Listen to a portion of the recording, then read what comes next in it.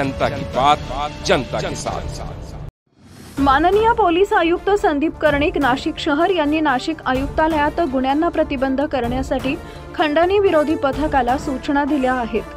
Police अंमलदार गौरव खंडारे नेमणूक Gangapur police station यांना त्यांच्या गुप्त बातमीदारांकडून इसम राष्ट्रपाल भगत हा प्राणघातक हत्यार घेऊन दत्त चौक सिडको नाशिक परिसरात फिरत असल्याची माहिती मिळाली होती।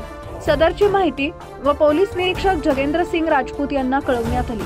पोलीस निरीक्षक जगेंद्र सिंग राजपूत यांनी खंडणी विरोधी पथकातील अधिकारी अंमलदार यांना मिळालेल्या बातमीची खात्री करून कारवाई करण्याकरता पाचारण केले।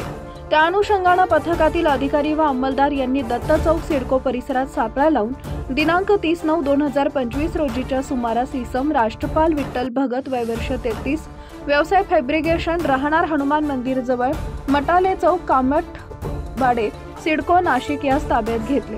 सदर इसमाची अंगझडती घेऊन त्याच्याकडून एक धारदार चॉपर जप्त करण्यात आले। सदरबाबत त्याच्याकडे अधिक विचारपूस केली असता त्याचा एका इसमाबरोबर व्यवहार झालेला असून त्याचे राहिलेले पैसे परत देत नसल्याच्या कारणावरून तो त्यास चॉपर घेऊन मारण्यास जात असल्याचं सांगितलंय।